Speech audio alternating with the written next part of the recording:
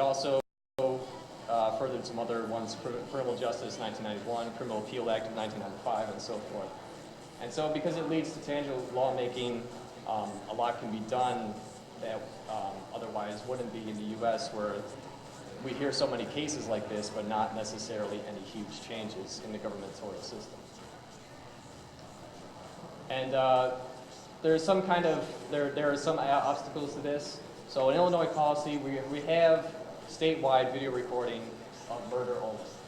And so, I mean, that's a step forward, but it's not enough.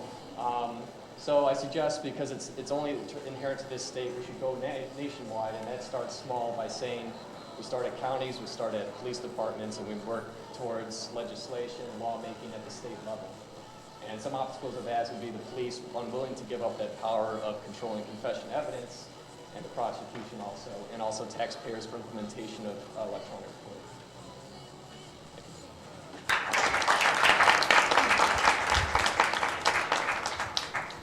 And just to say to the panelists, we're going to have a couple of others that deal with some closely related issues, so if you don't get a chance to ask every single question after Brandon's, you'll have that opportunity. Brandon, you did a fantastic job. I especially enjoyed your presentation style.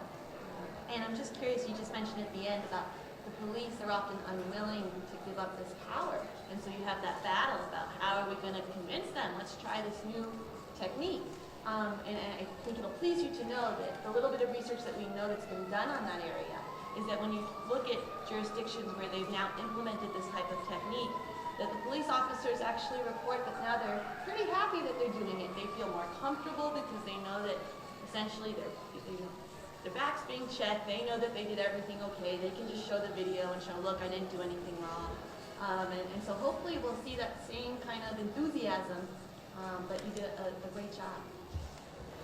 And I quickly just wanted to mention that I'm so glad you mentioned the read technique, and just as a flyer for everyone out here, if you have never heard of it, then check it out. It's very interesting. It started in Chicago. It's a method of interrogation and securing confessions that was developed here and spread everywhere nationally, and it's a fascinating and incredibly damaging just implement that the police use all the time.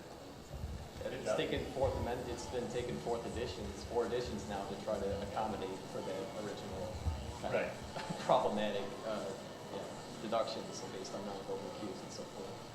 And just as a final plug, because I would be remiss as a lawyer if I didn't say this, if you or anybody you know is ever in an interrogation room, ask for a lawyer and do not speak, because they cannot get something out of you if you refuse to talk. So I know they will make you feel, or I'm sure not you guys, but they make you feel like, well, why won't you talk if you haven't done anything wrong? But it's always my public service message to everybody, family, friends, anyone I'm speaking to, ask for a lawyer always.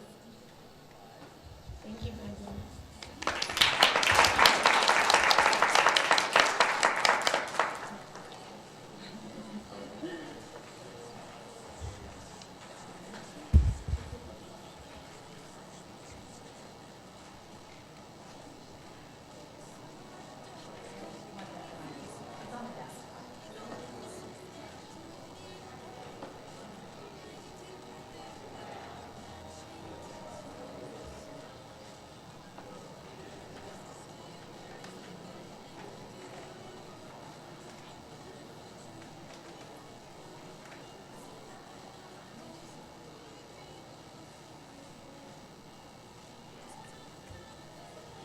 Stuff as to what Brandon was just talking about, but I go a little bit deeper directly into the actual alternate comparative interrogation methods between the U.S. and the U.K. Starting with some simple statistics. In the U.S., approximately 25% of cases handled, percent of DNA exoneration cases handled by the Innocence Project involved false confessions as a part of their conviction. And in the UK, the numbers are fairly similar, with approximately 10 to 20% of individuals who are repeatedly arrested or actively involved in crime or currently imprisoned admitting that they have falsely confessed at some point or another. Along the bottom here, I have some pictures of individuals who have been exonerated after being convicted for wrongful, sorry, false confessions both in the U.S., these two, and over there, Sean Hodgson in the UK. So, looking directly at the interrogation methods, in the U.S. we have the Reed technique, which is a guilt presumptive interrogation method, which is officially only supposed to be used after guilt has already been established in an alleged suspect, but it is commonly used before that has been established, and these strategies used within the method are harmful for innocents because of their coercive nature and will elicit a false confession out of them, possibly. And it consists of 9 steps, which are boiled down into these 3 phases, and I will detail what factors in each of these phases can lead to false confessions. Here in the custody and isolation, the first phase, a suspect's psychological resistance will be weakened through frequent accusations by a police officer and prolonged isolation. In the confrontation phase, an individual will possibly be confronted by fabricated or alleged evidence, and their pleas of denial will be repeatedly rejected by a police officer. In the minimization phase is where it gets really tricky, because an officer will propose examples of excuses to an alleged suspect as to why they possibly might have committed a crime, even if they're still denying it openly to the officer. And then they will also offer incentives on top of these examples of excuses, such as lenient sentencing, as to elicit a confession from the individual. Alternately, in the UK, with the peace method of investigative interviewing, it's not even a method of interrogation. It is not guilt presumptive and therefore theoretically unbiased before going into an interview. And the goals are for gaining information rather than for gaining a confession, so it relies heavily on open-ended questions rather than coercive strategies. And it consists of these 4 steps. In the first step, preparation and planning, an officer will sit down before even entering the interview room and plan out the objectives and questions they want to ask a suspect in the interview. In the engage/explain stage, an officer engages in conversation with the alleged suspect and will explain and outline what they want to happen during the interview, and it will foster an atmosphere for discussion. In the account stage, an officer will present individuals with single open-ended questions at a time to allow a long narrative to come from the individual, and the officer will take questions that they want to ask further from that, and after all that information has been gathered, it will be compared with the information that has already been established with evidence and the like. In the last stage, closure and evaluation, the officer will check if their objectives have been reached. They will summarize the individual statements back to them, allowing an opportunity for correction and addition from that individual, and the consistencies will then again be checked. Other important things to consider briefly when investigating interrogation methods are that in the U.S., officers are allowed to lie about evidence and eyewitnesses and possible eyewitnesses and reporting of crimes if they believe that this will push an alleged suspect to confess. The recording is a lot less prevalent than in the UK and doesn't cover all crimes. In 2007, it was only 7 states and DC, and so it's very never mind. And confessions can be a sole basis for conviction.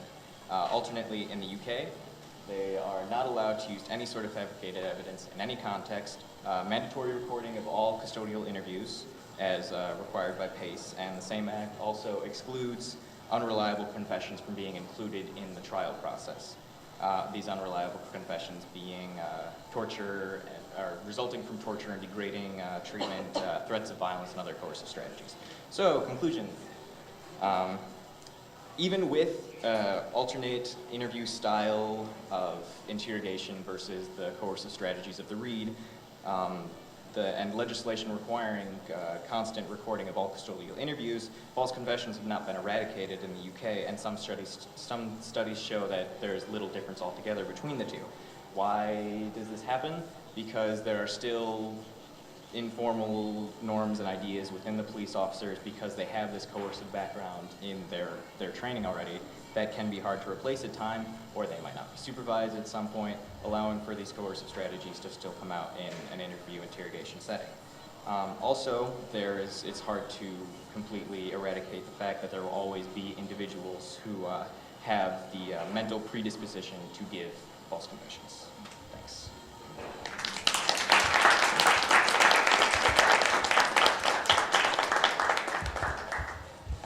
I think you did a great job.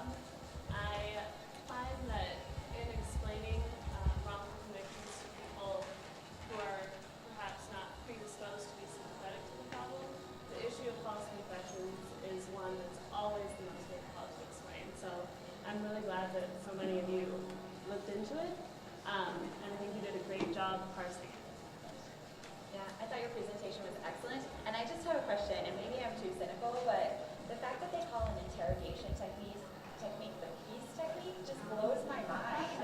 And I was wondering if when you met with organizations like the Human Rights Organization that I think you met with and others, if they agree with sort of the almost rosy picture that seems to be painted by the way that they approach interrogations with criminal suspects in the UK. And maybe it's just my being in Chicago for a while and litigating these cases here and seeing Burge and the other stories that we have, but it's just amazing to me that you can have such different approaches, even in a place across the pond.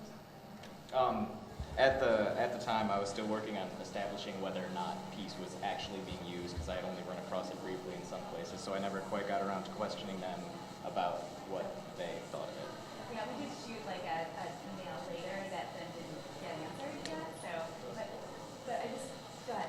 I think the piece originates from the Project interview, which was more focused towards witness testimonies, like non-suspect witnesses. So because of that, they kind of adapted it to suspects on a daily basis. What I was going to say is that one of the things that we heard more frequently was that it was more this sort of separation of the prosecution from the police in terms of the investigative process that they thought made it a bit less coercive or less obviously coercive than the police in the US. So we heard about that from multiple people. So we thought it was good. Nice job. Good work. Thanks. Great.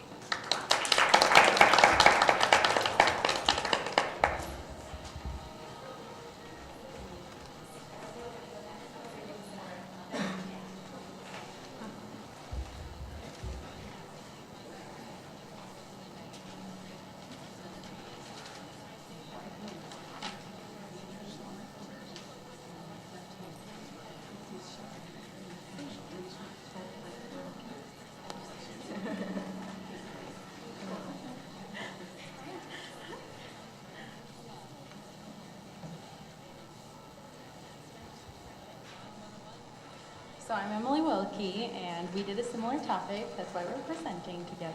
So I'm Amy Lelak, and we're doing our presentation on police misconduct. Yay.